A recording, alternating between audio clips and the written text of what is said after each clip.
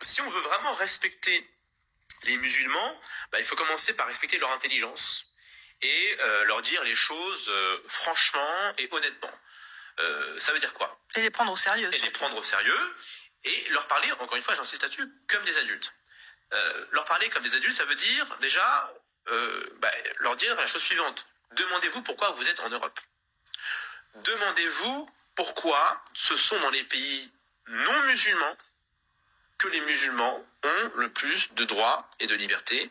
Demandez-vous pourquoi ce sont dans les pays non musulmans que la condition des musulmans est la moins désagréable. Première chose, le jour où vous vous poserez cette question-là, je pense qu'on aura fait déjà un grand pas. Donc si vous êtes en Europe, ce n'est pas pour rien.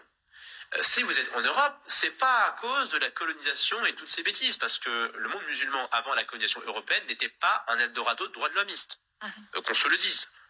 L'islam n'est pas nécessaire pour être un être humain épanoui, accompli. Vous en êtes l'illustration, voilà, l'incarnation. L'apostasie, ça existe. Être islam, ce n'est pas une fatalité biologique. Il n'y a pas de gène musulman, il n'y a pas de gène coranique, il n'y a pas de gène mahométan.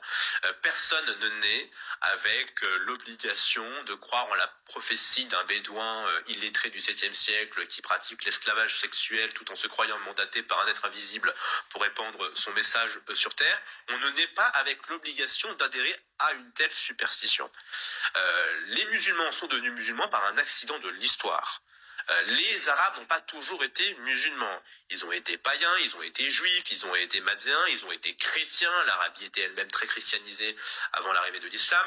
Les Arabes ont côtoyé la civilisation romaine et hellénistique. Les Arabes ont donné des empereurs et des impératrices à Rome. Il existe encore aujourd'hui des Arabes chrétiens, athées, et ça ne les rend pas moins dignes pour autant. Donc cette idée que l'islamité serait indispensable à la dignité humaine, qui est une idée qui est très ancrée dans le monde musulman, où effectivement on vous apprend que hors de l'islam, point de salut. Je pense que c'est cette idée-là qu'il faut mettre en pièces en disant aux gens, vous avez le choix. Vous avez le choix. Vous n'êtes pas enfermés, enchaînés dans vos traditions prétendument ancestrales qui n'ont pas toujours été ancestrales. Parce qu'encore une fois, le monde musulman n'a pas toujours été musulman. Et à bien des égards, on peut dire aussi que l'islam a arraché l'Afrique du Nord, l'Orient, l'Anatolie, la Mésopotamie à des civilisations qui étaient autrement plus raffinées.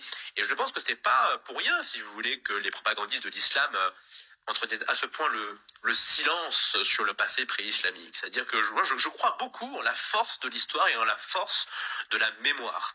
Cette possibilité, cette nécessité de ressusciter une mémoire pré-islamique qui ferait comprendre aujourd'hui au peuple d'Orient que l'arrivée de Mahomet et de ses sbires a été effectivement une catastrophe, une tragédie et quelque part constitue le péché originel, est à l'origine non pas de tous leurs maux, mais en tout cas d'une grande partie de ces derniers. Et je pense que le monde musulman et que le monde tout court seront sauvés le jour où les musulmans se demanderont sur un ton nostalgique ce que serait leur existence aujourd'hui si Mahomet avait échoué et n'avait jamais quitté sa grotte.